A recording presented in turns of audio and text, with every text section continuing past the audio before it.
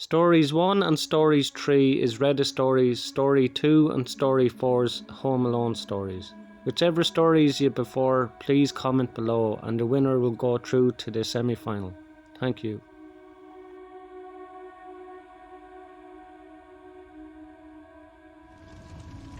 A few weeks ago, a friend and I, both 24-year-old females, planned to go to an event together, since we only had free time after work. We decided to grab an Uber so we wouldn't take too long to arrive and could enjoy the festivities a little bit more. The first half of the Uber ride was pretty normal. Driver seemed like a normal, polite dude, but as soon as we got on the highway, his attitude shifted. He seemed a lot more irritated, irrational.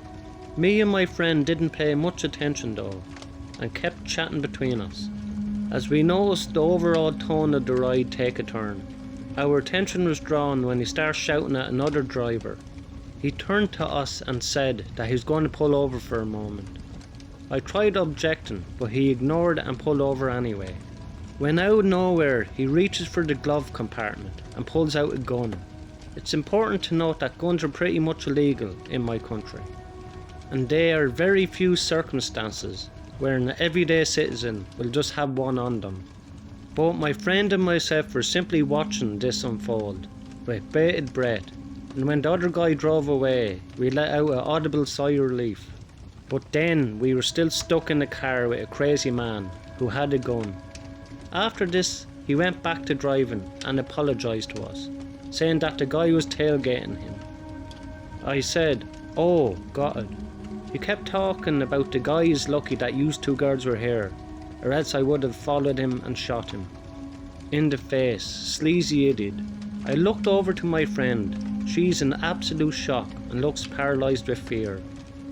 I was in shock too, but I'm trying to keep my cool because the last thing I want is for him to get annoyed with us. If he's willing to shoot that guy for tailgating, I didn't want to know what he would do to us if I said the wrong thing. "No, it's okay, I understand," I said, trying to appease him. "These guys need to be taught a lesson." He continued while I just agreed with him, nodding my head. "I did that before, you know. You just trapped a guy in an empty street, and when he exits the car, bang." Did he just admit to murder was the only thing that was running through my mind at that point. I managed to keep calm and agreed with him for the rest of the way.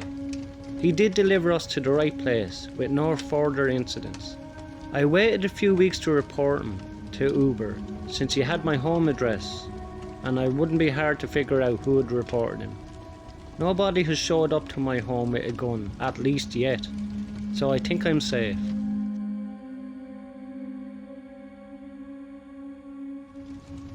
It was a dark and stormy night, the kind you would see in an old horror movie. I was a boy of 10, home alone for the night, while my parents were out of town. I had begged them to let me stay home alone, promising that I'd be responsible and not break any of the rules. As the night went on though, I started to regret my decision. The wind howled outside and the rain beat against the windows. I tried to keep myself occupied by watching TV, but every time a commercial came on I heard strange noises coming from outside. I tried to tell myself that it was just the wind, but I couldn't shake the feeling that someone was watching me. I decided to go to bed early, hoping that the storm would pass and I'd be able to get some sleep through the night. I climbed into bed and pulled the covers over my chin, but I had that feeling that there was someone in my house with me. I heard strange whispers and footsteps, but when I turned on the light there was nobody there. I tried to tell myself that it was just my imagination, but the feeling of being watched was too strong. I was sure there was someone in the house, just outside the door. I tried to stay calm, but my heart was pounding in my chest. I was too scared to move, too scared to even breathe. But when I was just about to drift off to sleep, I heard a sound and it sent chills down my spine. It was the sound of someone trying to turn the doorknob. I lay there frozen as the doorknob slowly turned, and then it cracked open. I squeezed my eyes shut, hoping that if I couldn't see them, they couldn't see me. But then I heard it, the sound of slow, deliberate footsteps coming closer to my bed. I couldn't take it anymore. I bolted right up in my bed and screamed, "Who's there?" But there was no answer. The footsteps stopped and the door closed, making a large bang. I sat there shaking for what felt like hours. I didn't dare move. I didn't dare go to the door to see if someone was really there. In the morning, I told my parents about the strange noises and the footsteps, but they laughed it off as my imagination. They said that the storm must have just made the house creak and that I was probably dreaming, but I knew what I had heard, and I believed that there was someone in the house that night, watching me. From that night on, I never felt truly alone. I would hear strange noises and see shadows moving in the corners of my eye. I never found out who or what it was that night. Everyone thought that was just my imagination, but I know it was real.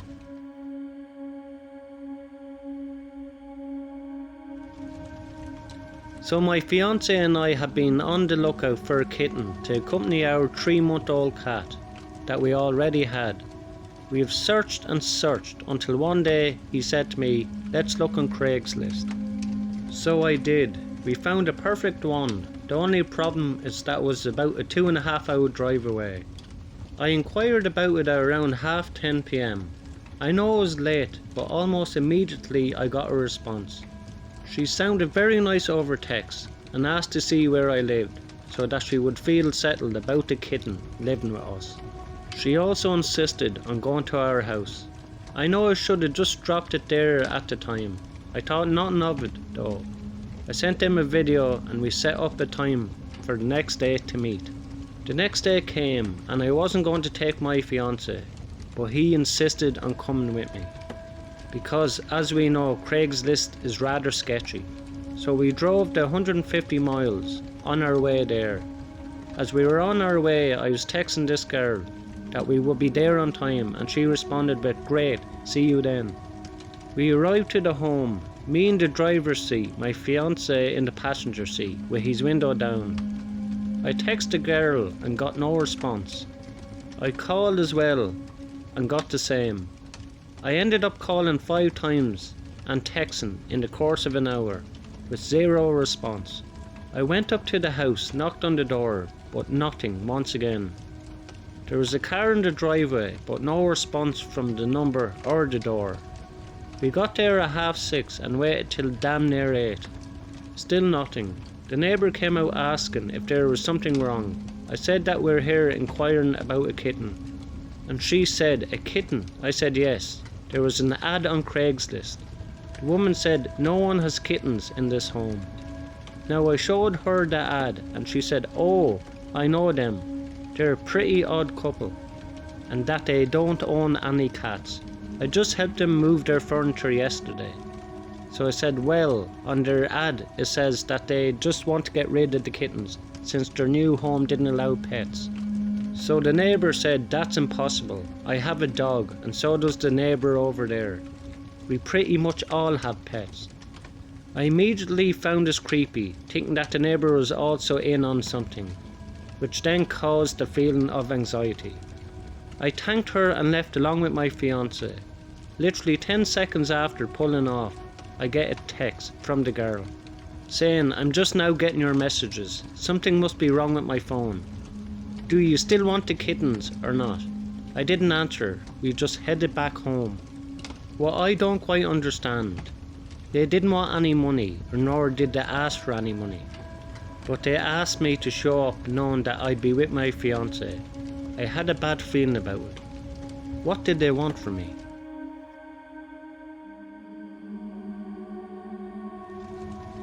This happened one evening when I was 13 years old. It was in the mid-90s. I was home alone watching TV and there was a knock on the door. It was already dark outside and I couldn't see who it was through the small peephole in the door. Since the lights and TV were on, I knew the person on the other side knew I was there.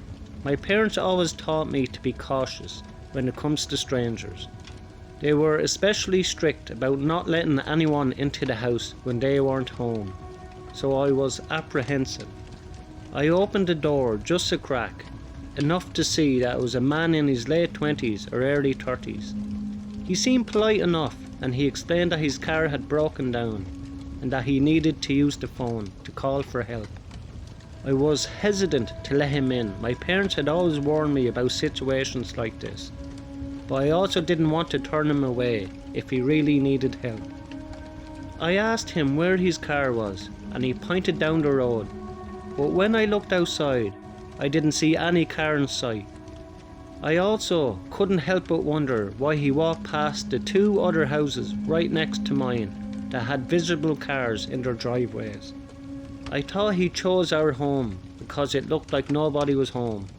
When I told him that, the man became agitated and defensive, which only made me more scared of him. We argued for a while. He insisted that he really needed to use the phone, but I told him to check with one of my neighbours. Finally, I decided it was best for me just to tell him to leave. As I shut the door and locked it behind me, the man started yelling and cursing at me. He called me all kinds of names. Remember, I was only 13 at the time. I stood my ground and refused to let him in a pretty obvious choice at that point. I could hear him walk away, still shouting obscenities, and I felt relieved that the encounter was over. I walked around the house and made sure all the doors were locked, even though I was pretty sure that I had already checked them. A minute or two after, I decided to call my parents and tell them what had happened. They were both concerned, and they told me to stay inside and make sure all the doors were locked, to which I told them that I already checked them. I spent the next half hour sitting nervously on the couch, waiting for them to come home. Thankfully, nothing else happened that night.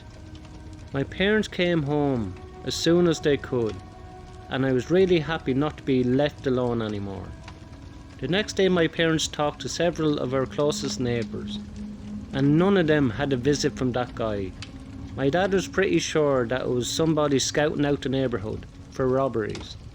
I noticed that all my neighbours had cars in their driveways at the time, so that would explain why he chose us.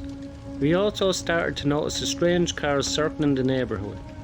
I never got a good look at it, so I couldn't tell what it was or if it was the same guy. In the end, my parents reported the incident to the police, but nothing came of it. We never saw that man again, and life went back to normal. But a few weeks later, one of my neighbours, an elderly couple, were robbed. It's impossible to know for sure, but I think the incidents were connected.